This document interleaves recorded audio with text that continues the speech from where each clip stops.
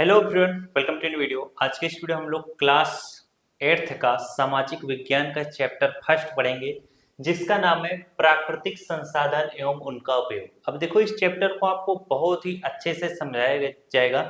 एक ही वीडियो में पूरा चैप्टर समाप्त कर दिया जाएगा। अभी तक जितने भी आप इसके परिभाषा पढ़ते हो, संसाधन किसे कहते हैं या नवीकरणीय संसाधन किसे कहते हैं, अनवीकरणीय संसाधन किसे कहते हैं, प्राकृतिक संसाधन किसे कहते हैं, इन सभी परिभाषाओं का एकदम सरल तरीके से बताया जाएगा, एकदम उदाहरण के साथ बताया जाएगा।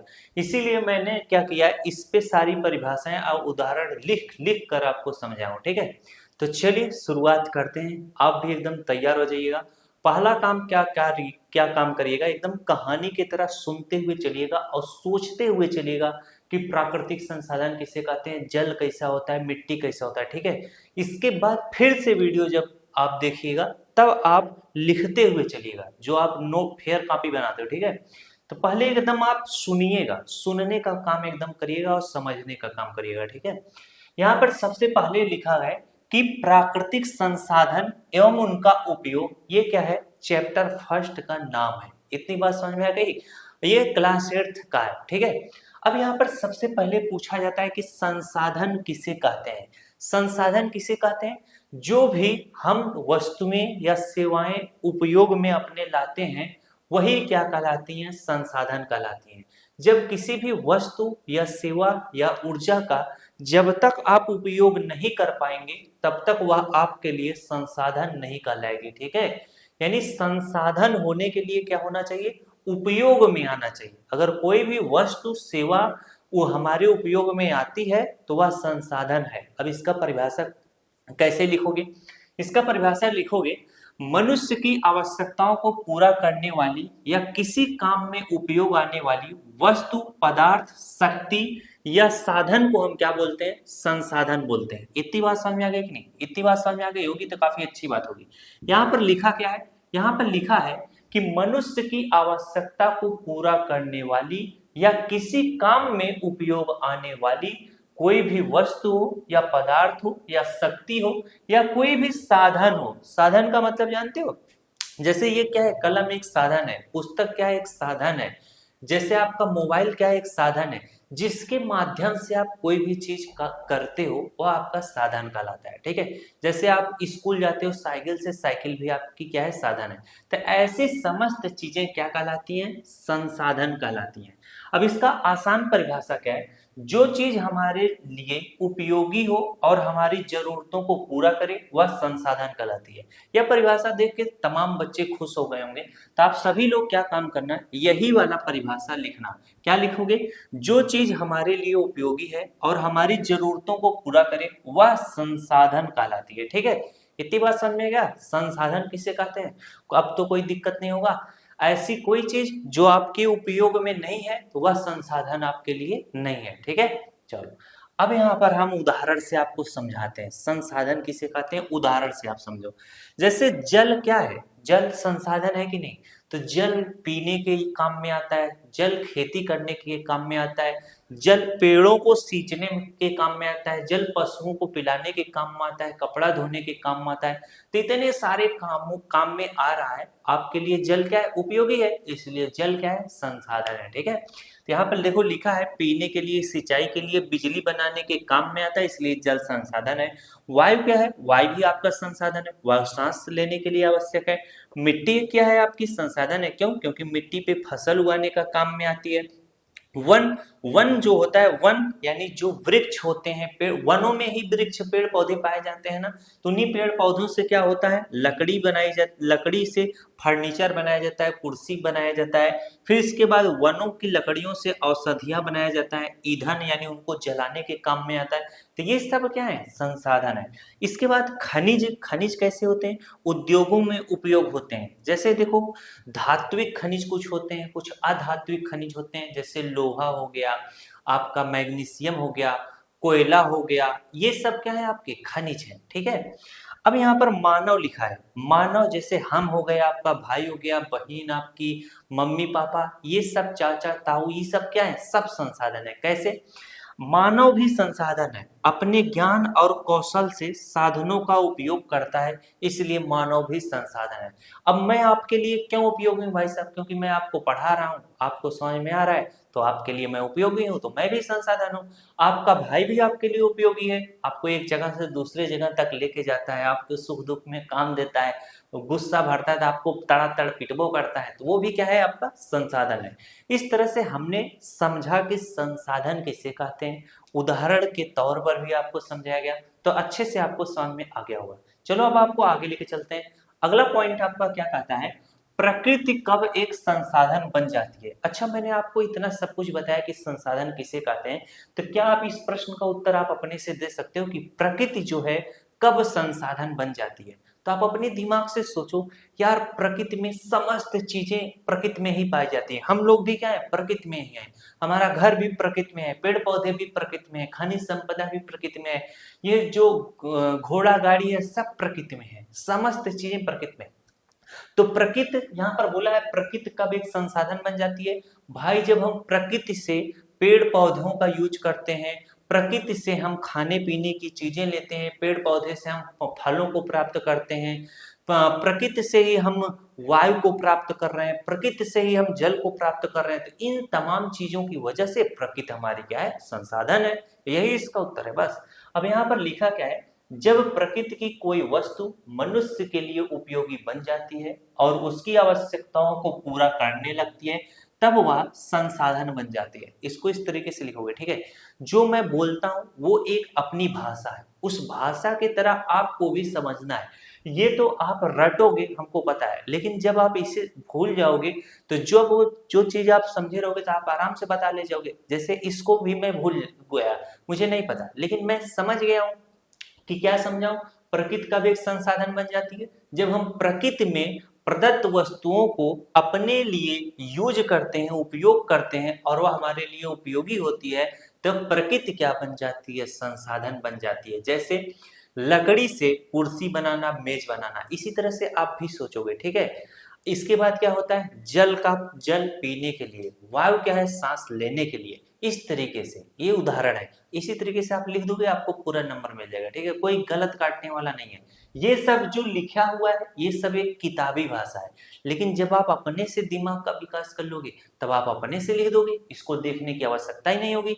जैसे मैं क्या कर रहा हूँ, पहले आपको समझा रहा हूँ अपने भाषा में, फिर ये जो किताबी भाषा है इसको समझा रहा हूँ, जिससे आपको विधिवत तरीके से समझ में सारी चीजें आ सकें। अब यहाँ पर देखो उदाहरण लिखा है, नदी का पानी केवल प्राकृतिक वस्तु है, लेकिन जब इसका उपयोग पीने के लिए किया जाता है, सिंचाई के लिए किया जाता है, बिजली बनाने में किया जाता है, तब यह जाके संसाधन बन जाता है, ठीक है?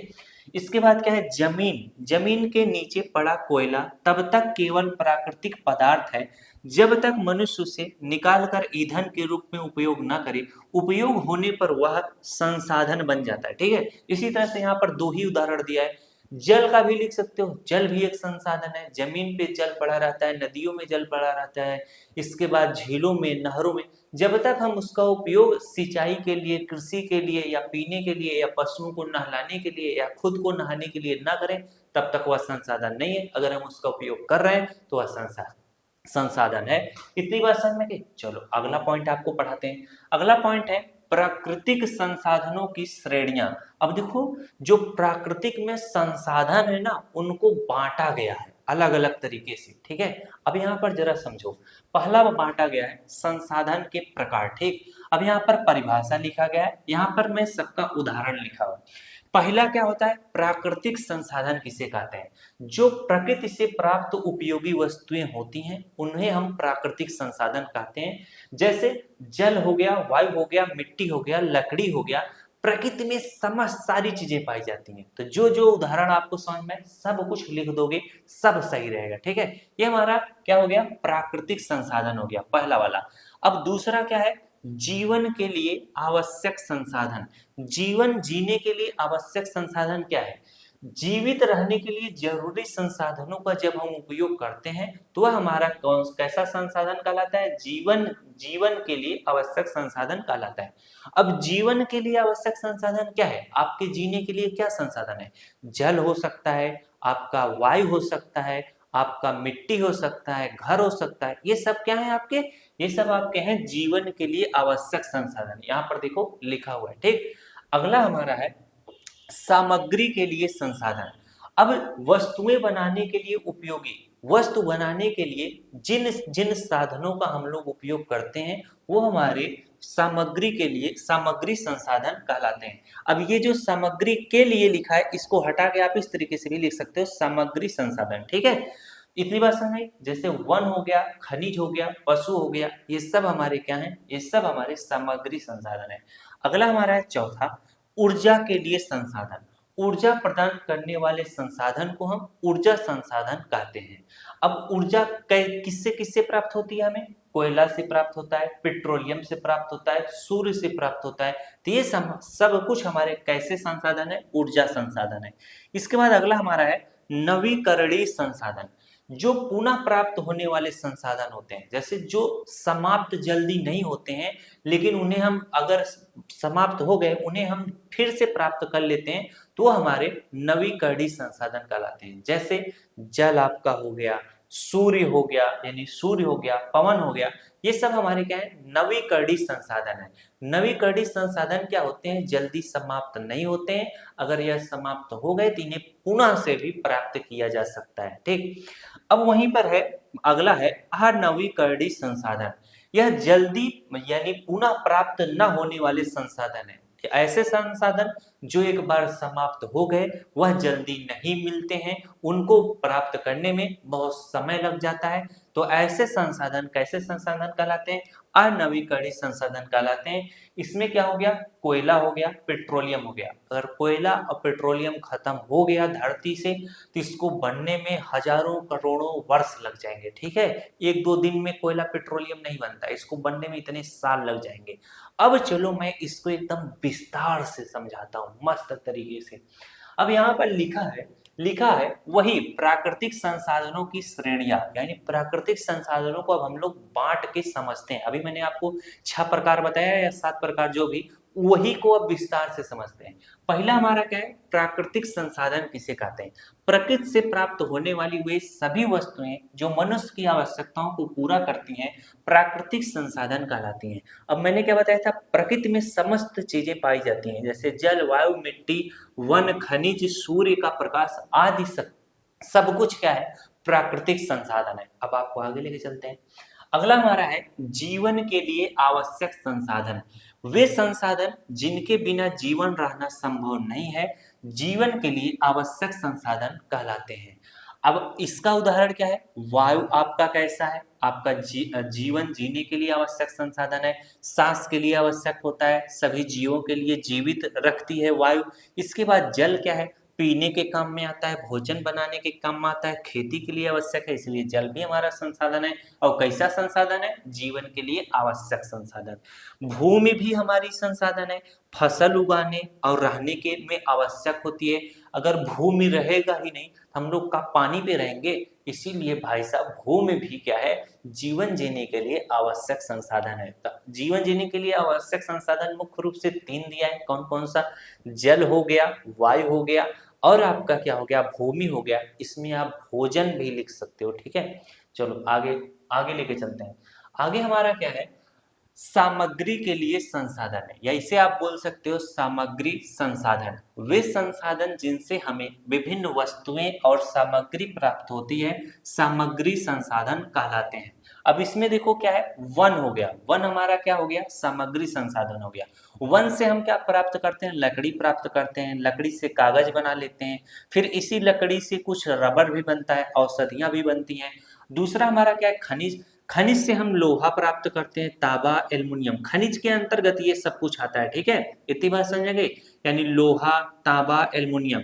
लोहा से हम लोग क्या बनाते हैं, घर बनाते हैं, बड़े बड़े मोटरसाइकिलें बनाते हैं, कारें बनाते हैं। ये हमारे कैसे संसाधन है भाई साहब, खनिज है। इसके बाद पशु, पशु से हम लोग क्या प्राप्त करते हैं, ऊन प्राप्त करते हैं, दूध प्राप्त करते हैं, चमड़ा। अब जैसे गाय भैंस हो गई, बकरी हो गई, ये सब क्या होता है, दूध देता है, हम लोग खाते पीते हैं। अब जो हमारी जैसे भेड़ हो गया उससे ऊन प्राप्त करते हैं, चमड़ा, पशुओं जब पशु मर जाते हैं तो उनका चमड़ा निकाल कर आपके बेल्ट बनाए जाते हैं, बहुत सारी तमाम चीजें बनाई जाती हैं। चलो आगे लेके चलते हैं। अगला हमारा है ऊर्जा के लिए संसाधन। ऊर्जा के लिए संसाधन क्या है? वे संसाधन जिनसे ऊर्जा या शक्ति प्राप्त होती है ऊर्जा संसाधन कहलाते हैं।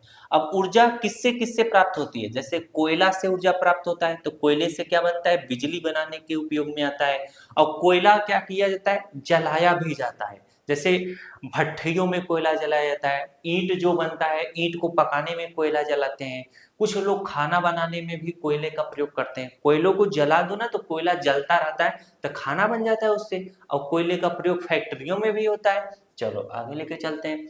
पेट्रोलियम, जिसका मतलब पेट्रोल, वाहन चलाने में उपयोग में आता है। अगला है प्राकृतिक गैस, खाना पकाने और उद्योगों में काम आता है। सूर्य सौर ऊर्जा प्राप्त होती है। सूर्य से क्या होती है? सौर ऊर्जा प्राप्त होती है।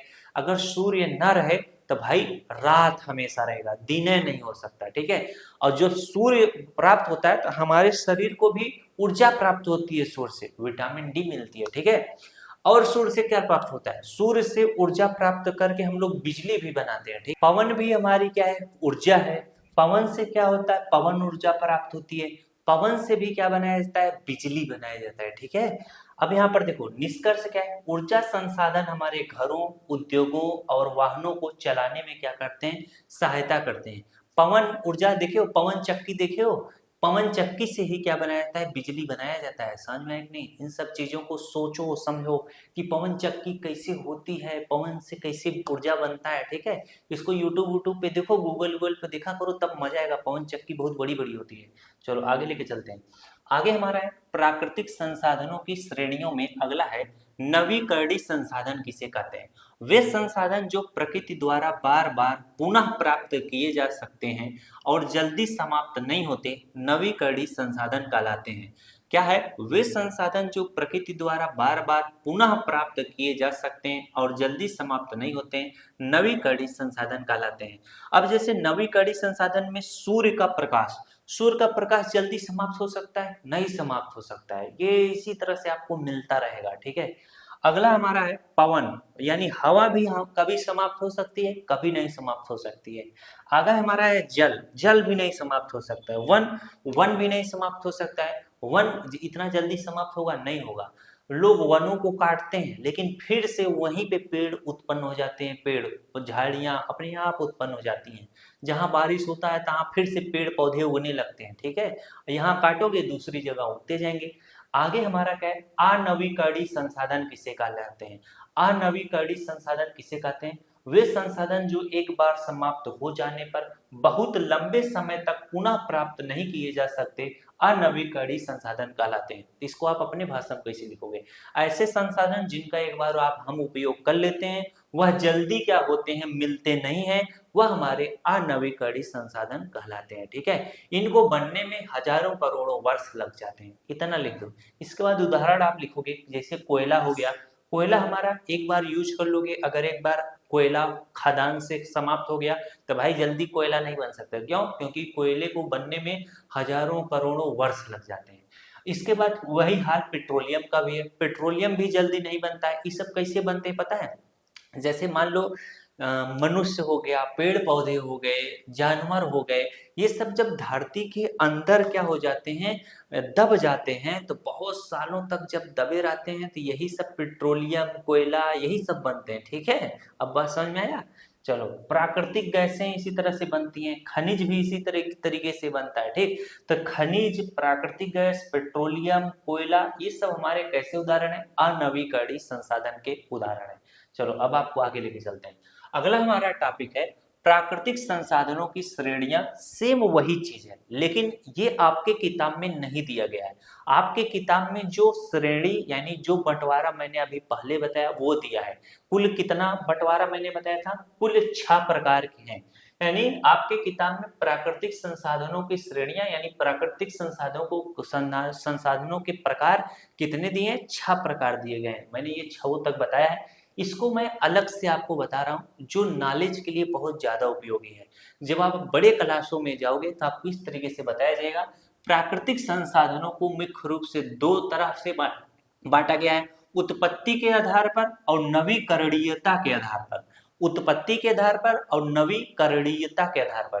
तो उत्पत्ति के आधार पर संसाधन दो तरह से होते हैं, जैव संसाधन और अजैव संसाधन। जैव संसाधन किसे कहते हैं? जो संसाधन जीवित वस्तुओं से प्राप्त होते हैं या उनमें जीवन होता है, उन्हें हम जैव संसाधन कहलाते हैं। जैसे वन हो गया, पशु हो गया, मछलियां, मनुष्य, ये सब क्या है? जैव संसाधन के उदाहरण है। अजैव संसाधन किसे कहते हैं? जो निर्जीव प्रकृति से प्राप्त होते हैं, यानी जो निर्जीव प्राकृतिक से प्राप्त होते हैं वह अजैव संसाधन कहलाते हैं। जैसे जल हो गया, ये निर्जीव है। वायु क्या है? निर्जीव है। मिट्टी क्या है? निर्जीव है। खनिज पदार्थ क्या है? निर्जीव है। सूर्य का प्रकाश क्या है? निर्जीव है। तो ये सब अजैव संसाधन कहलाएंगे, ठीक है। अब यहाँ पर देखो, नवीकरणीयता के आधार पर, नवीकरणीय संसाधन किसे कहते हैं? जो जल्दी समाप्त नहीं होते हैं, जो समाप्त हो भी गए तो उन्हें मैं पुनः से फिर से जल्दी से प्राप्त किया जा सकता है, वो हमारे नवीकरणीय संसाधन कहलाते हैं। जिन्हें प्रकृति द्वारा पुनः प्राप्त किया जा सकता है या जो बार बार उपलब्ध होते रहते हैं, नवीकरणीय संसाधन कहलाते हैं। सौर ऊर्जा, पवन ऊर्जा, जल, वन आदि। अनवीकरणीय संसाधन किसे कहते हैं? जिन्हें बनने में लाखों वर्ष लगते हैं और एक बार समाप्त होने पर जल्दी पुनः प्राप्त नहीं किए जा सकते, अनवीकरणीय संसाधन कहलाते हैं। जैसे कोयला, पेट्रोलियम, प्राकृतिक गैस, खनिज आदि। इतनी बातें सभी को समझ में आ गई। अगर ऐसे पूछा जाए प्राकृतिक संसाधनों को कितने प्रकार में बांटा गया है, तो आप ये भी लिख सकते हो, प्राकृतिक संसाधनों को दो तरह से बांटा गया है, उत्पत्ति के आधार पर, नवीकरणीयता के आधार पर। उत्पत्ति के आधार पर इसे दो भागों में बांटा गया है, जैव संसाधन, अजैव संसाधन। और नवीकरणीयता के आधार पर इसे दो भागों में बांटा गया है, नवीकरणीय संसाधन और अनवीकरणीय संसाधन। लेकिन अब कुछ बालक पूछेंगे, अगर मैं क्लास 8 में हूं तो मुझे कौन सा लिखना चाहिए? जो मैं आपको पहले बताया था, 1 2 3 4 5 6 वो सब लिखना है, ठीक है। चलो आगे लेके चलते हैं। आगे हमारा है प्राकृतिक संसाधनों के वितरण और इनके निहितार्थ। अब इसमें आपको बताना है कि प्राकृतिक संसाधन कहाँ कहाँ पर फैले हैं। कहीं पे प्राकृतिक संसाधन आपको ज्यादा मिलते हैं, कहीं पर प्राकृतिक संसाधन आपको कम मिलते हैं, ठीक है। इसी चीज को बस बताना है और कुछ इसमें है नहीं। अब यहाँ पर देखो लिखा है प्राकृतिक संसाधनों का वितरण। पहले हम लोग पढ़ेंगे प्राकृतिक संसाधनों का वितरण, इसके बाद पढ़ेंगे प्राकृतिक संसाधनों का निहितार्थ, ठीक है। तो पृथ्वी पर प्राकृतिक संसाधन सभी स्थानों पर समान मात्रा में नहीं पाए जाते, एकदम बिल्कुल सही है। विभिन्न क्षेत्रों में संसाधनों का अलग अलग प्रकार और मात्रा में पाया जाना प्राकृतिक संसाधनों का वितरण कहलाता है। तब आपसे अगर कोई पूछे प्राकृतिक संसाधनों का वितरण के बारे में बताओ तो आप क्या लिखोगे? यानी जब पृथ्वी पर अलग अलग मात्रा में अलग अलग तरह के संसाधन पाए जाते हैं, कहीं पे ज्यादा संसाधन, कहीं पे कम संसाधन पाए जाते हैं, तो इसको हम क्या बोलते हैं? इसी को हम बोलते हैं प्राकृतिक संसाधनों का वितरण। इसको आप अपने भाषा में लिखोगे। ये किताबी भाषा में क्या है? पृथ्वी पर प्राकृतिक संसाधन सभी स्थानों पर समान मात्रा में नहीं पाए जाते हैं। विभिन्न क्षेत्रों में संसाधनों का अलग अलग प्रकार और मात्रा में पाया जाना ही प्राकृतिक संसाधनों का वितरण कहलाता है। अब उदाहरण देके आपको समझाना पड़ेगा। जैसे राजस्थान में खनिज और सौर ऊर्जा प्रचुर मात्रा में मिलती है, लेकिन जल की कमी है। प्रचुर का मतलब बहुत ज्यादा मात्रा में मिलता है। राजस्थान में बहुत ज्यादा गर्मी पड़ती है, ठीक है, और वहां पर खनिज संसाधन भी बहुत ज्यादा मिलता है, लेकिन वहां पर पानी नहीं मिलता है, ठीक है। अब जैसे देखो वहां पर इतना खनिज है लेकिन वहां पर पानी नहीं है। अब हमारे उत्तर प्रदेश में देख लो, यहाँ पर खनिज संसाधन कम है लेकिन पानी बहुत ज्यादा मात्रा में मिलता है हम लोगों को, ठीक है। इसीलिए जो खनिज संसाधन है कहीं पे ज्यादा कहीं पे कम है। अब यहाँ पर अगला उदाहरण देखो, असम में पेट्रोलियम और प्राकृतिक गैस के भंडार हैं। और झारखंड में कोयला और लौह अयस्क अधिक मात्रा में पाया जाता है। उत्तराखंड और हिमाचल प्रदेश में वन और जल संसाधन अधिक है। क्यों? क्योंकि यहीं से तो नदियां निकली हुई हैं। जहां से नदी निकली है तो वहां तो जल की कमी तो होगा नहीं। अगला है, इस प्रकार संसाधनों का वितरण असमान होता है, ठीक है। ये इतने अच्छे से आपको लिख कर बताया जा रहा है तो सारी चीजें तो समझ में आ रही होंगी, कोई दिक्कत किसी को नहीं हो रहा होगा। अगला हमारा है प्राकृतिक संसाधनों के वितरण के निहितार्थ। अब निहितार्थ का मतलब मैं आपको समझाता हूँ, ठीक है। सबसे पहले निहितार्थ का मतलब समझो। जैसे यहाँ पर निहितार्थ का मतलब सामाजिक विज्ञान यानी प्रकृति के तहत रूप में आपको समझना पड़ेगा। निहितार्थ का मतलब होता है, जैसे अगर आप कोई भी वस्तु का प्रयोग बहुत ज्यादा कर रहे हो तो उसका आने वाले समय में जो समाज है, जो प्रकृति है, जो हमारी अर्थव्यवस्था है, उस पर क्या प्रभाव पड़ेगा। ठीक है, निहितार्थ का छोटे में आपको मतलब बताता हूँ। निहितार्थ का अर्थ है किसी बात के परिणाम या प्रभाव, किसी बात का जो है आने वाले समय में क्या प्रभाव पड़ेगा, उसका क्या परिणाम होगा, यही निहितार्थ का मतलब होता है, यही निहितार्थ बतलाता है।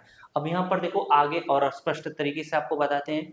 निहितार्थ जो है उसका आगे चलकर इंसानों पर, पर्यावरण पर, अर्थव्यवस्था पर और समाज पर क्या असर पड़ेगा, यह निहितार्थ बताता है। ठीक है, अब आगे समझते हैं। संसाधनों के असमान वितरण के कारण निम्नलिखित प्रभाव पड़ते हैं, ये निहितार्थ बता रहा है। देखो अब क्या प्रभाव पड़ता है, पहला देखो व्यापार को बढ़ावा मिलता है।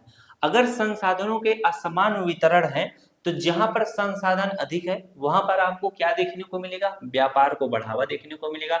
जिन क्षेत्रों में कोई संसाधन नहीं होता है वे दूसरे क्षेत्रों से उसे खरीदते हैं। ठीक है, उदाहरण भारत के कई देशों से पेट्रोलियम आयात करता है। ठीक है, भारत यानी हमारे पास पेट्रोलियम की कमी है तो हम सऊदी अरब या अन्य देशों से, रूस से, अमेरिका से पेट्रोल क्या करते हैं, खरीदते हैं। ठीक है, इसके बाद उद्योगों की स्थापना प्रभावित होती है। स्थापना प्रभावित होती है, उद्योग अक्सर उन स्थानों पर लगाए जाते हैं जहां कच्चा माल आसानी से उपलब्ध होता है। वहां पर उद्योग लगाए जाएंगे, जहां पर खनिज पदार्थ मिलेगा वहां पर उद्योग लगाया जाएगा। जब उद्योग लगाया जाएगा भाई साहब तो लोग रोजगार पा जाएंगे, अपनी अर्थव्यवस्था को मजबूत कर ले जाएंगे। अब ऐसा क्षेत्र जहां पर खनिज संपदा नहीं है, वहां पर उद्योग नहीं स्थापित है, वहां के लोग ज्यादातर बेरोजगार रहते हैं। चलो आगे लेके चलते हैं। उदाहरण झारखंड और उड़ीसा में लौह इस्पात उद्योग विकसित हुए हैं, जिससे वहां पर क्या होता है, आसपास ज्यादा लोग आकर रहने लग जाते हैं, जनसंख्या बढ़ जाती है, रोजगार भी पा जाते हैं, अपने घर की स्थिति को संभाल लेते हैं। चलो आगे लेके चलते हैं। लोगों का स्थानांतरण होता है, ये इसका मतलब फिर से देखो संसाधनों के असमान वितरण के कारण क्या प्रभाव पड़ रहा है, क्या प्रभाव पड़ रहा है। तो लोग जहां पर मान लो खनिज संपदा नहीं है, जहां पर उद्योग नहीं है, तो लोग उन स्थानों को छोड़कर क्या करते हैं, शहरों में कमाने के लिए चल जाएंगे, या जहां पर उद्योग हैं वहां पर चल जाएंगे कमाने के लिए। आप खुद ही देखो आपके घर से भी कोई ना कोई लोग कमाने के लिए बाहर गया होगा, या अपने आस पड़ोस में देखो आपके चचा ताऊ ये सब लोग अपना घर छोड़ के क्या चल जाते हैं, परदेश चल जाते हैं, शहर चल जाते हैं कमाने के लिए। आगे हमारा देखो क्या है, लोगों का स्थानांतरण वही है, रोजगार और संसाधनों की तलाश में लोग एक स्थान से दूसरे स्थान तक चले जाते हैं। आर्थिक विकास में अंतर, जिन क्षेत्रों में संसाधन अधिक होते हैं उनका विकास अपेक्षाकृत तेजी से होता है। अगला हमारा है देशों और राज्यों में परस्पर निर्भरता। कोई भी देश या राज्य सभी संसाधनों में आत्मनिर्भर नहीं होता है, इसलिए उन्हें एक दूसरे पर निर्भर रहना पड़ता है। अब जैसे देखो अपना भारत देश है, हमें पेट्रोलियम की आवश्यकता होती है यानी पेट्रोल डीजल की, तो हम लोग इसको इसको सऊदी अरब या रूस या क्या कहते हैं अमेरिका, इन देशों से मंगाते हैं। अब लेकिन जो सऊदी अरब है वह अरब है, वहां पर पानी नहीं मिल पाता है, तो हम लोग यहाँ से पानी भी भिजवा देते हैं। ठीक है, तो एक देश दूसरे देश पे निर्भर है, क्यों, क्योंकि कहीं पे खनिज संसाधन ज्यादा है, कहीं पे कम है, तो कहीं कुछ पाया जा रहा है तो कहीं कुछ पाया जा रहा है, तो इसीलिए लोग एक दूसरे से आयात निर्यात करते रहते हैं, एक दूसरे से अपना अच्छा संबंध बनाकर रखने की कोशिश करते हैं। चलो आगे लेके चलते हैं। अगला हमारा है प्राकृतिक संसाधन अभिशाप। अभिशाप का मतलब क्या होता है, अगर मैं आपको जैसे देखो मुनि उनी श्राप दे देते थे, ऋषि महर्षि, वह आदमी रहता था आदमी से जानवर बन जाता था, तो यहाँ पर अभिशाप का मतलब दूसरा है। अब यहाँ पर आपको समझाते हैं, जब किसी देश या क्षेत्र में प्राकृतिक संसाधन जैसे जैसे तेल, गैस, कोयला, सोना आदि बहुत अधिक मात्रा में होने के बावजूद वहां का आर्थिक और सामाजिक विकास अपेक्षित रूप से नहीं हो पाता है, तो इसे स्थिति को प्राकृतिक संसाधन का अभिशाप बोलते हैं। यानी ऐसा देश, मान लो मैं देश के रूप में बता रहा हूं, ऐसा देश जहां पर प्राकृतिक संसाधन खूब मात्रा में है, सोना, हीरा, मोती, कोयला, पेट्रोलियम बहुत मात्रा में, लेकिन उन लोग पढ़े लिखे नहीं है, वो लोग शिक्षित नहीं है, उनका देश उतना विकसित नहीं है, तो उन लोगों को पता नहीं चलता है कि खनिज यानी कोयला कहाँ पे है, पेट्रोलियम कहाँ पे है, सोने की खाने कहाँ पर हैं, कैसे इनको निकाला जाए, तो ऐसे जिसको पता ही नहीं है उसके देश में कितना भी खनिज संपदा रहे तो वह अपना विकास कर ही नहीं पाएगा। तो क्यों कर ही नहीं पाएगा? तो ऐसी ही स्थिति को हम क्या बोलते हैं? इसी स्थिति को हम प्राकृतिक संसाधन अभिशाप बोलते हैं। बस इतना लिख देना जो मैं आपको बताया, ठीक। अब यहाँ पर देखो ऐसा क्या होता है, ओहो ये क्या हो गया, ऐसा क्या होता है इस चीज को जरा समझो। यानी ऐसा क्या होता है, प्राकृतिक संसाधन अभिशाप क्या होता है, मैं आपको बताता हूँ। संसाधनों पर अत्यधिक निर्भरता, देश केवल खनिज या तेल बेचने पर निर्भर हो जाता है और अन्य उद्योगों तथा कृषि का विकास नहीं हो पाता है। ये तो मान लो अलग लाइन लिखी है, मेन पॉइंट आप लिख देना। पहली पॉइंट, अशिक्षा की कमी, देश में जागरूकता की कमी, देश का आर्थिक पिछड़ापन, ये सब पॉइंट है, ये सब टॉपिक हैं जिसको मैं अपने से बता रहा हूँ, जो एकदम असली टॉपिक है। इसके बाद अब आप लिखना, इसके बाद लिखना संसाधनों पर अत्यधिक निर्भरता। मान लो कोई देश है, बस उसको ये पता है कि भैया कोयला कैसे निकाला जाता है, उसको पता है, वह सिर्फ कोयला ही निकाल रहा है, उसको ये पता नहीं है कि पेट्रोलियम कैसे निकाला जाता है, तो नहीं तो पेट्रोलियम को भी निकाल के बेच सके। तो ऐसी स्थिति जहां पर रहेगी वहां पर क्या हो जाएगा, देश केवल खनिज या तेल बेचने पर जब निर्भर हो जाएगा तो अन्य उद्योगों तथा कृषि का विकास नहीं हो पाएगा। तो वह औद्योगिक रूप से तो अगला है, यानी आगे है, लेकिन कृषि क्षेत्रों में क्या रह जाएगा, पीछे रह जाएगा, क्योंकि उसको कृषि का ज्ञान ही नहीं है। अगला पॉइंट है भ्रष्टाचार, यानी ऐसा क्षेत्र संसाधनों से होने वाली आय का लाभ सभी लोगों तक नहीं पहुंचता है। तो जैसे भ्रष्टाचार, जहां पर भ्रष्टाचार हो जाए, जैसे संसाधन तो उपलब्ध है लेकिन अब हम और आप थोड़ी ना कोयला का मालिक है, सरकार मालिक है, सरकार बड़े बड़े लोगों को दे देती है। अब वही लोग भ्रष्टाचार निकल जाए तो कोयला सबको समान रूप से मिल पाएगा, नहीं मिल पाएगा। जब नहीं मिल पाएगा हम उसका उपयोग ही नहीं सही से कर पाएंगे। तो ये सब भी आप पॉइंटों को लिखना। संघर्ष और विवाद, मूल्यवान संसाधनों पर नियंत्रण के लिए समूहों या क्षेत्रों में संघर्ष होता रहता है। जैसे संघर्ष और विवाद का मतलब आपको समझाता हूँ। जैसे मान लो एक बाग है, वह सरकारी बाग है, ठीक है, वहां से कोई एक पेड़ कटाना चाहे तो आप लड़ जाओगे कि नहीं? अगर मान लो आपका पड़ोसी काटना चाहे, सरकारी बाग है तो भाई सबका उस पर अधिकार है, अगर पड़ोसी काटना चाहे तो आप काटने दोगे? नहीं काटने दोगे। आप काटना चाहोगे तो पड़ोसी नहीं काटने देगा। तो भैया संसाधनों पे सबका अधिकार है। लेकिन अगर यही चीज कोई चोरी से काट ले, कोई जबरदस्ती से काट ले, तो आप लड़ाई झगड़ा करोगे ना, वो चीज लिखना है इसमें, संघर्ष और विवाद। फिर इसके बाद पर्यावरण क्षति, अत्यधिक खनन और दोहन से पर्यावरण को नुकसान पहुंचता है, ठीक। अब जैसे देखो अत्यधिक आप पेड़ों की कटाई कर दोगे तो वर्षा कम होगा, गर्मी बढ़ जाएगी, ये सब कारण बन जाएंगे ना। अब कोयला वाली खदान में आप अगर अत्यधिक खोद दोगे तो भैया वहां पर भूस्खलन हो सकता है, पेड़ पौधे नष्ट हो जाएंगे, ये सारी समस्या आ जाएंगी। अब यहाँ पर देखो नाइजीरिया, यह देश तेल से समृद्ध है फिर भी लंबे समय तक गरीबी, भ्रष्टाचार और विकास संबंधी समस्याओं का सामना कर रहा है। क्यों? क्योंकि वहां पर शिक्षा की कमी है, शिक्षा है ये नहीं है।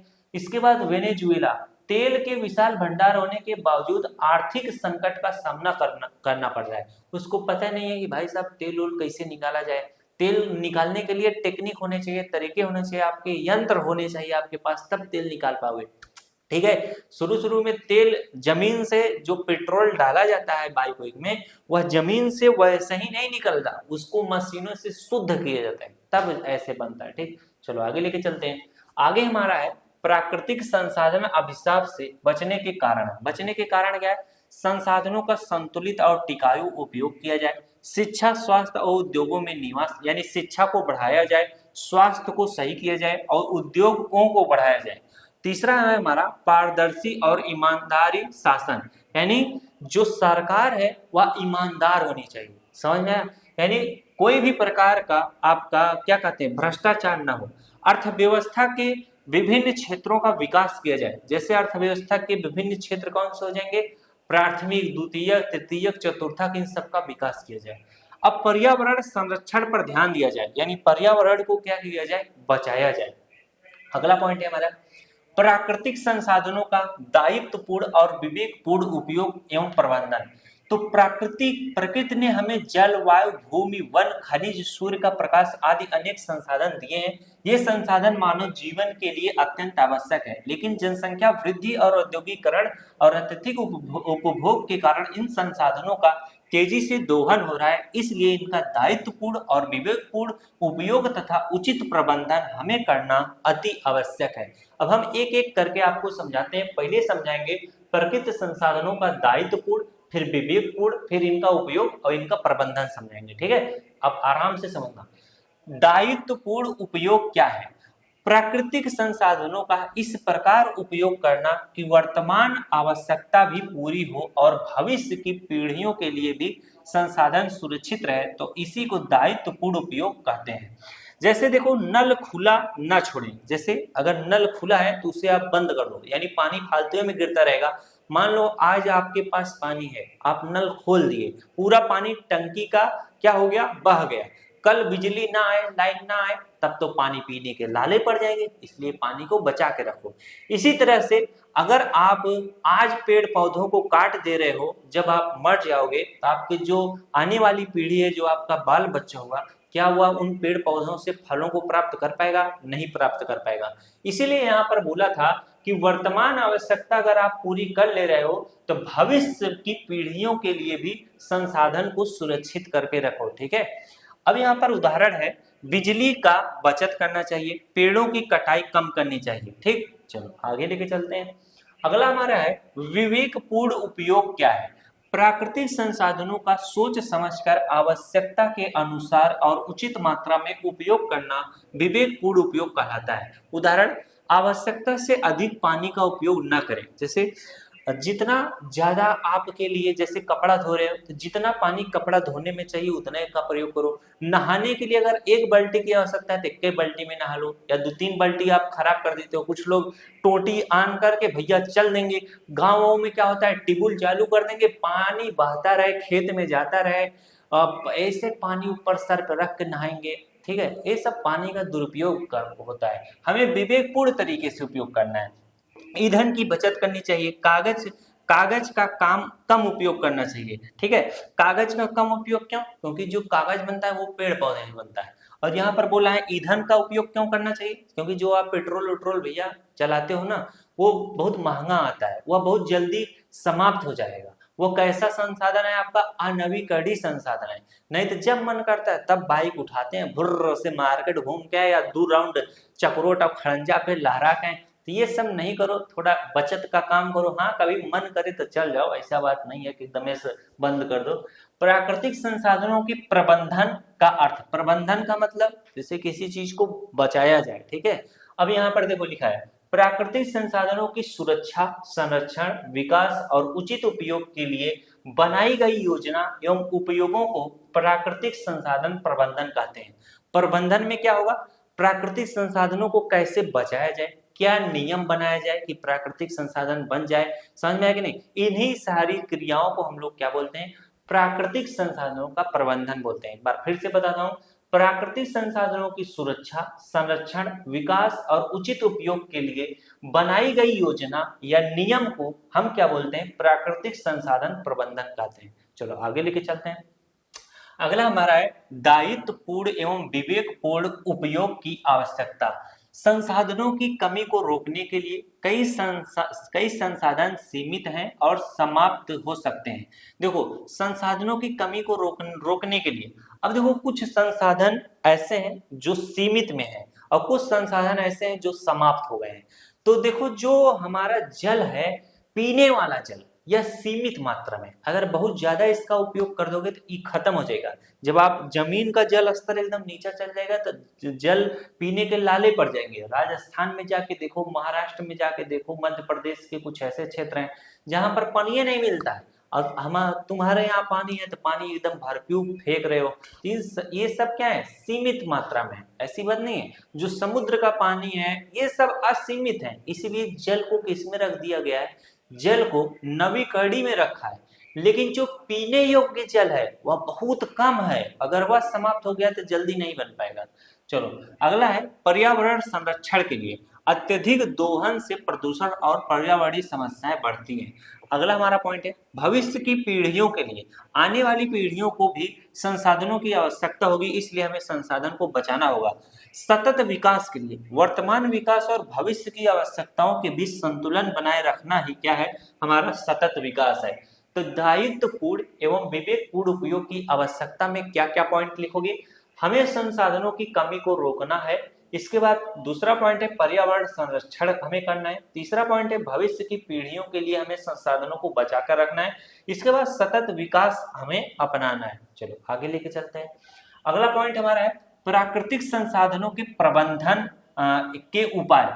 हम जल संरक्षण करके जल को बचा सकते हैं, वन संरक्षण को वनों को बचा सकते हैं। कैसे? जल संरक्षण जब करोगे तो वर्षा जल का संचय करोगे, यानी जैसे गड्ढा उड्ढा खोद दो, वर्षा जब होगी तो उस गड्ढे में पानी भर जाएगा, जब पानी भर जाएगा तो जमीन का जल स्तर नीचा होगा। ठीक, इसके बाद जल का सीमित उपयोग करो, नदियों और तालाबों की सुरक्षा करो। वन संरक्षण कैसे होगा? वृक्षारोपण करना होगा, वनों को लगाना होगा, अवैध कटाई को रोकना होगा, सामाजिक वानिकी को बढ़ावा देना होगा। मृदा संरक्षण कैसे होगा? वृक्षारोपण जब करोगे तो मृदा अच्छी बनती है। समोच्च जुताई, इसके बाद अत्यधिक चराई को रोकना, यानी अत्यधिक जो पशु वशु चरते हैं उसको रोकना पड़ेगा। ठीक है, चलो आगे लेके चलते हैं। खनिज संरक्षण कैसे होगा? खनिजों का सीमित उपयोग करना होगा, पुनर्चक्रण इनका कराना होगा, वैकल्पिक साधनों का प्रयोग करना पड़ेगा। ऊर्जा संरक्षण कैसे होगा? जब ऊर्जा की बचत करोगे तब भी ऊर्जा बचेगी। सौर एवं पवन ऊर्जा का उपयोग करना होगा, अनावश्यक बिजली की खपत को रोकना होगा। चलो आगे लेके चलते हैं। अगला हमारा है 3R सिद्धांत। 3R सिद्धांत क्या है? प्राकृतिक संसाधनों के संरक्षण के लिए 3R सिद्धांत बहुत महत्वपूर्ण है। पहला, कम उपयोग करें, आवश्यकता अनुसार ही संसाधनों का क्या करें? उपयोग करें। अब इसके बाद पुनः उपयोग करें, किसी वस्तु को बार बार उपयोग करें। इसके बाद पुनर्चक्रण करें, पुरानी वस्तुओं को पुनः उपयोगी बनाएं। उदाहरण जैसे पुराने कागज से नया कागज बनाना। तो पुराने कागज से नया कागज आप थोड़ी ना बना पाओगे। जो मशीनें हैं, जैसे पेपर ओपर वाला जब आता है, रद्दी कागज आपके घर से कूड़ा करकट उठा कर लेके जाता है तो वह कंपनियों में ले जाकर दे देता है, तो वही कंपनियां फिर से उसी कागज को फिर से नया कागज बना देती हैं। ठीक है, तो उसका क्या हो जाएगा? पुनः चक्रण हो जाएगा। चलो आगे लेके चलते हैं। आगे हमारा क्या है? सतत विकास क्या होता है? ऐसा विकास जो वर्तमान आवश्यकताओं को पूरा करे और भविष्य की पीढ़ियों की आवश्यकताओं को पूरा करने की क्षमता को प्रभावित न करे, सतत विकास कहलाता है। यानी सतत विकास ऐसा विकास होता है जो वर्तमान में वर्तमान की आवश्यकताओं को तो पूरा करे ही करे, जो भविष्य में आने वाली पीढ़ी है उसकी भी आवश्यकताओं को पूरा कर दे, यही हमारा सतत विकास कहलाता है। ठीक है, इसका उदाहरण है सौर ऊर्जा का उपयोग करोगे तो भाई साहब ऊर्जा बची रहेगी, वर्षा जल का संचय करोगे तो जल स्तर बचा रहेगा, वृक्षारोपण करोगे तो आपको शुद्ध वायु मिलेगी, पर्यावरण सुरक्षित रहेगा, जल भी आपको पर्याप्त मात्रा में मिलेगा, वर्षा भी टाइम पे होगी। चलो आगे लेके चलते हैं। नवीकरणीय संसाधनों का पुनर्स्थापन और पुनर्जनन कैसे होगा? नवीकरणीय संसाधन क्या है?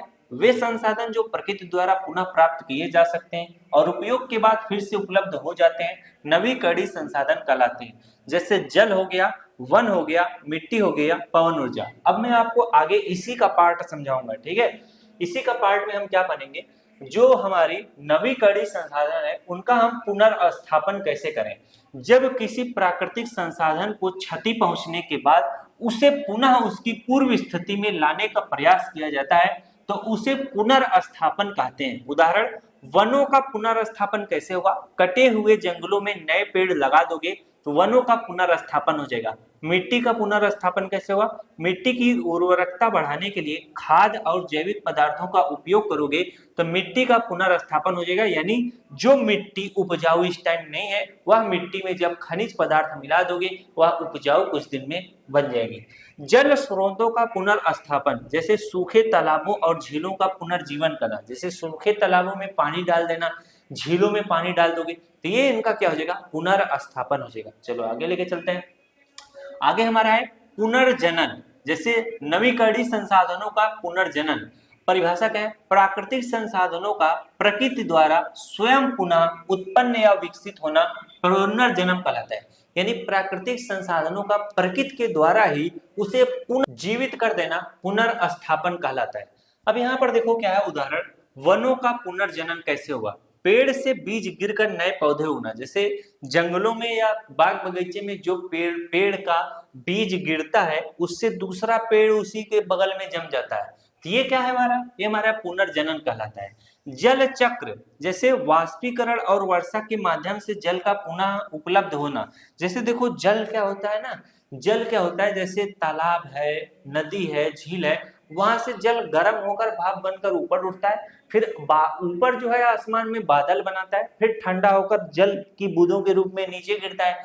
तो जब जल की बूंदों के रूप में नीचे गिरता है फिर तो जमीनिया पे जल आ जाता है ना, इसी को ऐसे ऐसे घूमता रहता है, इसी को जल चक्र बोलते हैं। चलो आगे लेके चल, आगे हमारा है पुनर्स्थापन और पुनर्जनन में अंतर क्या है। तो पुनर्स्थापन और पुनर्जनन में अंतर क्या होता है, यह मानव द्वारा किया जाता है पुनर्स्थापन, और पुनर्जनन जो है प्रकृति द्वारा स्वयं होती है। क्षति की भरपाई के लिए प्रयास किए जाते हैं, यहाँ पर संसाधन पुनः उत्पन्न हो जाते हैं, स्वतः क्षति का भरपाई कर लेते हैं। उदाहरण, वृक्षारोपण करना हो तो हम मानव करेंगे, लेकिन बीज के द्वारा नए पौधे अगर उग जा रहे हैं अपने से, या प्रकृति स्वयं करती है। ठीक है, चलो आगे लेके चलते हैं। महत्व क्या है, संसाधनों की निरंतर उपलब्धता बनी रहती है, पर्यावरण संतुलन बना रहता है, जैव विविधता की रक्षा होती है, भविष्य की पीढ़ियों के लिए संसाधन सुरक्षित रहते हैं, सतत विकास को बढ़ावा मिलता है। आगे लेके चलते हैं। 28वां, भूजल का अत्यधिक दोहन क्या है। जब किसी क्षेत्र में भूजल का उपयोग उसकी पुनर्भरण क्षमता से अधिक होने लगे तो उसे भूजल का अत्यधिक दोहन कहते हैं। जैसे मान लो आपका घर है, आपके एरिया में जल लोग बहुत ज्यादा जमीन से निकाल रहे हैं, तो वहां का जल स्तर कम हो जाएगा। जल स्तर जब कम हो जाएगा तो इसी प्रक्रिया को क्या बोलते हैं, भूजल का अत्यधिक दोहन बोलते हैं। ठीक है, यानी आप जल निकाल कर बहुत सारे काम कर रहे हो, कृषि कार्य कर रहे हो, नहा रहे हो, जल को वैसे ही बर्बाद कर रहे हो, ये हमारे क्या किसमें के अंतर्गत आएंगे, भूजल का अत्यधिक दोहन के अंतर्गत आएगा। अब देखो भूजल का अत्यधिक दोहन जो है पंजाब का एक अध्ययन, यानी पंजाब में जो है जल की कमी कैसे हो गई, जल की कमी कैसे हो गई, इस चीज को जरा समझो। भूजल पृथ्वी के नीचे पाया जाने वाला पानी है, जो कुओं, नलकूपों और ट्यूबवेल के माध्यम से उपयोग किया जाता है। यह कृषि, पेयजल और उद्योगों के लिए बहुत महत्वपूर्ण संसाधन है। भारत के पंजाब राज्य में भूजल का अत्यधिक दोहन का एक गंभीर समस्या बन गई। अब इसी समस्या को आपको समझाते हैं कैसे बन गई। पंजाब में भूजल का दोहन का कारण क्या बना, हरित क्रांति। जब हरित क्रांति आई, यानी अच्छे अच्छे उर्वरक, अच्छे अच्छे बीजों का विकास किया गया, तो गेहूं चावल की पैदावारी करने के लिए पंजाब के जो किसान हैं, बड़े बड़े खेत थे, खेती लोग करने लग गए। अब उस खेती जब करने लग गए तो जो खेतों में पानी जा रहा था वह जमीन का पानी जा रहा था, वह क्या कहते हैं, कुओं का पानी जा रहा था, ट्यूबवेल से पानी जमीन से निकाला जाने लग गया, तो जिससे वहां का जमीन का जो पानी स्तर है वह कम हो गया। ठीक है, यही सारी कमियां आ गई।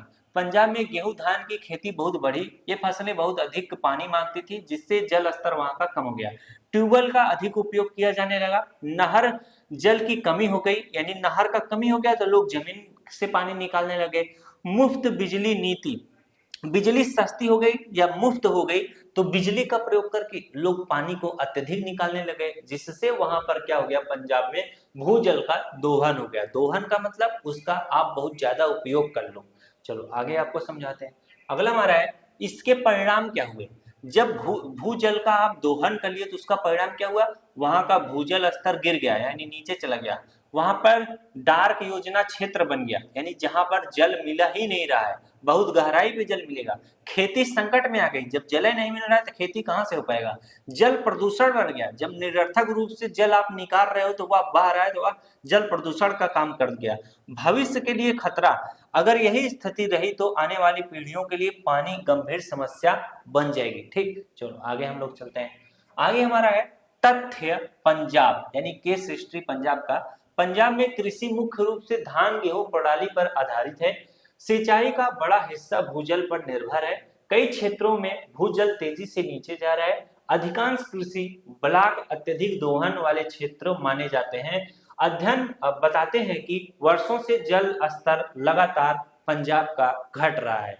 चलो आगे लेके चलते हैं। अगले हमारा है समाधान। इसका समाधान कैसे किया जाए, फसल परिवर्तन किया जाए, धान की जगह कम पानी वाले फसलों को अब वहां पर उगाया जाए। दूसरा, जल संरक्षण की तकनीकी की अपनाई जाए, जैसे ड्रिप सिंचाई, स्प्रिंकलर का उपयोग किया जाए। वर्षा जल का संचय किया जाए, जैसे बारिश के पानी को इकट्ठा किया जाए, गड्ढा उड्ढा खोदकर, नीतिगत सुधार किया जाए, जैसे भूजल उपयोग पर नियंत्रण और नियम बनाए जाए, किसानों में जागरूकता उत्पन्न की जाए कि यानी पानी बचाने की शिक्षा उन लोगों को दिया जाए। पंजाब में भूजल का अत्यधिक दोहन मुख्यतः कृषि की अधिक जल मांग और ट्यूबवेल पर निर्भरता के कारण हुआ।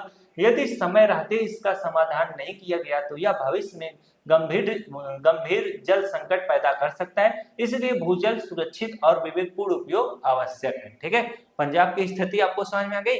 चलो आगे लेके चलते हैं। अब हम लोग सीमेंट का अध्ययन करेंगे।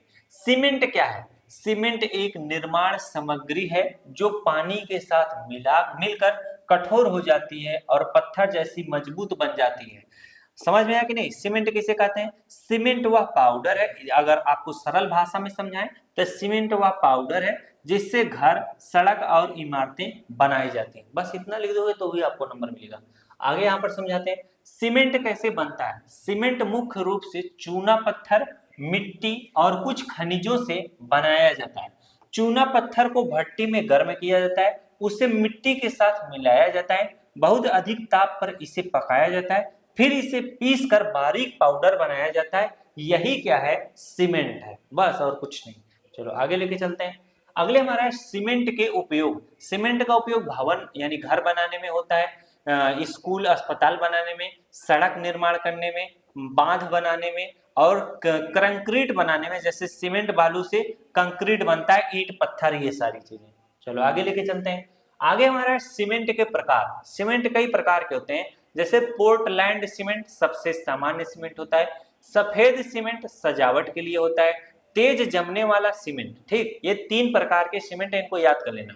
अब देखो इसका महत्व क्या है? मजबूत निर्माण करता है। अगर आप घर और बना रहे हो, सड़क बना रहे हो तो बहुत मजबूत बना देता है, लंबे समय तक टिकाऊ रहता है, आधुनिक विकास का क्या है? आधार है। ठीक, अगला हमारा है पर्यावरण पर प्रभाव। सीमेंट बनने में अत्यधिक ऊर्जा लगती है, कार्बन डाइऑक्साइड निकलती है, इसलिए पर्यावरण पर असर पड़ता है। अब जो अगर आप सीमेंट बनाओगे, सीमेंट में बहुत ज्यादा धूल उड़ता है तो उससे क्या होता है? लोग बीमार पड़ जाते हैं, स्वास्थ्य की समस्या हो जाती है।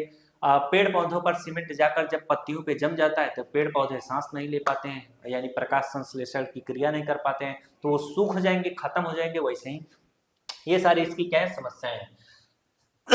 सिक्किम एक केस स्टडी। आपकी किताब में सिक्किम के बारे में जरा सोचो। परिचय। सिक्किम भारत का एक छोटा लेकिन बहुत सुंदर पर्वतीय राज्य है। यह हिमालय क्षेत्र में स्थित है और अपनी प्राकृतिक सुंदरता, जैव विविधता और पर्यावरण संरक्षण नीतियों के लिए जाना जाता है। भौगोलिक स्थिति क्या है? यह भारत के उत्तर पूर्व में स्थित है। इसके उत्तर में चीन, पूर्व में भूटान, पश्चिम में नेपाल और दक्षिण में पश्चिम बंगाल स्थित है। यहाँ ऊंचे पहाड़, घाटियां, बर्फ से ढकी चोटियां पाई जाती हैं। अब जो आपके लिए उपयोगी है वो चीज बताता हूँ। आपसे जो पूछा है प्राकृतिक संसाधन, वन संसाधन। अच्छा ये अभी आप समझो, तो सिक्किम का बड़ा भाग वनों से ढका है। यहाँ विभिन्न प्रकार के पेड़ और औषधि पाए जाते हैं। जल संसाधन यहाँ कैसे? अनेक नदियां और झरने हैं। जल विद्युत उत्पादन की अच्छी संभावना है। जैव विविधता यानी कई दुर्लभ जानवर और पेड़ पौधे भी पाए जाते हैं। यह क्षेत्र समृद्ध पारिस्थितिकी तंत्र है। लेकिन जो सिक्किम की केस स्टडी है, जो आपके लिए लाभदायक है, जो आपसे पूछा जाएगा, उसको अब बताऊंगा। अगर वो दिख गया तब बताऊंगा। ठीक है, जैसे देखो मैं पहले ही बता दे रहा हूं, सिक्किम की केस स्टडी में क्या है? सिक्किम एक ऐसा राज्य है भारत का जहां पर जो कृषि का कार्य किया जाता है वो जैविक प्रकार से किया जाता है, यानी वहां पर जैविक खादों का प्रयोग करके कृषि कार्य को संपन्न किया जाता है, जिससे वहां पर कृषि लंबे पैमाने पर लंबे समय तक की जाती है। वहां पर खेती में उर्वरकता पाई जाती है। जो फसलें होती हैं वो अच्छी फसलें होती हैं, ज्यादा पैदावार देती हैं। ये बस इतना लिखना है, इससे ज्यादा कुछ नहीं लिखना। ठीक है, ये जो मैं सिक्किम बता रहा हूँ ये सब एक्स्ट्रा नॉलेज के लिए आपको बता रहा हूँ। अब यहाँ पर देखो आर्थिक गतिविधियां क्या होती हैं। वहां पर कृषि कार्य किया जाता है और वहां पर पर्यटन का कार्य होता है, वहां पर जल विद्युत बनता है, ये सारी चीजें वहां पर होती हैं। चलो यहाँ पर देखो पर्यावरण संरक्षण में भूमिका। अब यही चीज आपके लिए इंपॉर्टेंट है। सिक्किम भारत का पहला पूरी तरह से जैविक राज्य है। यहाँ रासायनिक खाद और कीटनाशकों का उपयोग बहुत कम या बंद कर दिया गया है। यह राज्य सतत विकास का अच्छा उदाहरण है। बस जितना मैं आपको बताया था सिक्किम के लिए उतना ही बस आप लिखना। ठीक है, अब समस्याएं क्या होंगी सिक्किम में, जैसे सिक्किम में भूस्खलन आ सकता है, सड़क निर्माण में कठिनाइयां आ सकती हैं, और सीमित कृषि भूमि बची है, पर्यावरणीय संवेदनशीलता। क्यों? क्योंकि भाई वो पर्वतीय क्षेत्र है, वहां पर भूस्खलन आना सामान्य बात है, कब बारिश हो जाए, मिट्टी गीली हो जाए, पर्वत घसक के गिर जाए। इसके बाद समाधान और प्रयास कैसे करोगे? जैविक खेती को बढ़ावा देना पड़ेगा, वनों का संरक्षण करना पड़ेगा, पर्यावरण अनुकूलन पर्यटन को विकसित करना पड़ेगा, सतत विकास की नीति को अपनाना पड़ेगा। चलो आगे चलते हैं।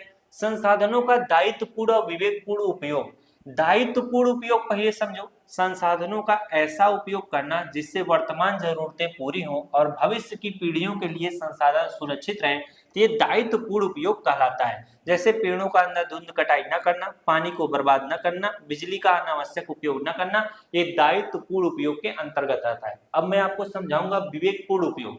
विवेकपूर्ण उपयोग क्या है? संसाधनों का सोच समझकर आवश्यकता के अनुसार और सीमित मात्रा में उपयोग करना विवेकपूर्ण उपयोग कहलाता है। जैसे जरूरत से ज्यादा पानी न बहाना, ईंधन की बचत करना, कागज का कम उपयोग करना, ये सब क्या है? आपके विवेकपूर्ण उपयोग है। जैसे आपको एक बाल्टी नहाना है तो हम एक बाल्टी पानी नहाएंगे, तो ये विवेकपूर्ण उपयोग है। हमें अगर खेती करने के लिए जितना पानी की आवश्यकता है बस खेत में उतने पानी भरें, ये हमारा विवेकपूर्ण है। इसके लिए आपको किसानों को शिक्षित करना पड़ेगा और हमको खुद को भी तो शिक्षित करना पड़ जाएगा। ठीक है, चलो आगे लेके चलते हैं। दोनों में अंतर, दायित्वपूर्ण उपयोग और विवेकपूर्ण में अंतर क्या है? जिम्मेदारी के साथ किया जाता है और ये सोच समझ कर किया जाता है, ये भविष्य को ध्यान में रखा जाता है, ये आवश्यकताओं को ध्यान में रखकर किया जाता है। इसका देखो संरक्षा पर जोर दिया जाता है, इसमें बचत पर जोर दिया जाता है। वैसे ये सब पूछेगा नहीं, लेकिन तब पर भी मैं आपको सारी चीजें बता रहा हूँ। ठीक है, चलो आगे लेके चलता हूँ। अंतरराष्ट्रीय सौर गठबंधन क्या है और नवीकरणीय ऊर्जा में भारत का नेतृत्व। अंतरराष्ट्रीय और गठबंधन क्या है? अंतरराष्ट्रीय सौर गठबंधन क्या है? इंटरनेशनल सोलर अलायंस एक अंतरराष्ट्रीय संगठन है जो देशों को सौर ऊर्जा के उपयोग को बढ़ावा में मदद करता है। यह, अब देखो इसको सरल भाषा में समझाएं, यह एक ऐसा संगठन है जो दुनिया के देशों को सूर्य की ऊर्जा का अधिक उपयोग करने के लिए एक साथ लाता है। ठीक है, अब यहाँ पर इसकी शुरुआत कैसे हुई? इसकी शुरुआत भारत और फ्रांस ने मिलकर की थी।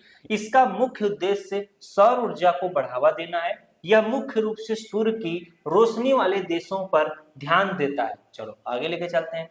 आगे हमारा है भारत का नेतृत्व भाई कैसे हुआ? भारत की भूमिका, भारत ने इस संगठन की स्थापना में बहुत महत्वपूर्ण भूमिका निभाई है। पहला क्या है? पहल इसका क्या है? भारत ने सबसे पहले यह विचार रखा कि सभी देश मिलकर सौर ऊर्जा का उपयोग बढ़ाएं। दूसरा नेतृत्व में क्या लिखोगे? भारत की तरफ से। भारत इस संगठन का अग्रणी देश है और इसके विकास में सक्रिय भूमिका निभाता है। नीतियां क्या लिखोगे? नीतियों में लिखोगे भारत ने अपने देश में भी और ऊर्जा को बढ़ावा देने के लिए कई योजनाएं शुरू की हैं, जैसे सोलर पार्क की और रूफ टॉप सोलर योजना, सौर ऊर्जा उत्पादन को बढ़ावा देना। ठीक है, चलो आगे लेके चलते हैं। अगला हमारा है नवीकरणीय ऊर्जा में भारत का योगदान। भारत की उपलब्धियां, सौर ऊर्जा उत्पादन में तेजी से वृद्धि किया है, पवन ऊर्जा का विकास कर रहा है, स्वच्छ ऊर्जा को बढ़ावा दे रहा है। जैसे राजस्थान और गुजरात में बड़े बड़े सोलर प्लांट लगाए गए हैं जिससे सौर ऊर्जा मिले। ठीक है, ग्रामीण क्षेत्रों में सोलर लाइट और सोलर पैनल लगाए गए हैं जिससे हमें सौर ऊर्जा आसानी से प्राप्त हो सके। सौर ऊर्जा आपकी कैसी ऊर्जा है? नवीकरणीय संसाधन है। ठीक है, नवीकरणीय ऊर्जा भी बोल सकते हो।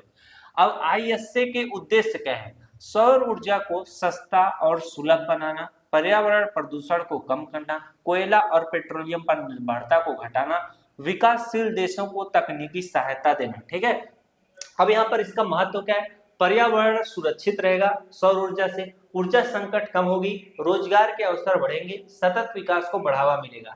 नीचे लिखा है ये जो ISA है इसका नाम है इंटरनेशनल सोलर अलायंस। समझ में आया कि नहीं? अंतरराष्ट्रीय संगठन है भाई। इंटरनेशनल सोलर अलायंस एक अंतरराष्ट्रीय संगठन है जो सौर ऊर्जा के उपयोग को बढ़ावा देता है। भारत ने इसकी स्थापना में महत्वपूर्ण भूमिका निभाई है और नवीकरणीय ऊर्जा के क्षेत्र में नेतृत्व कर रहा है।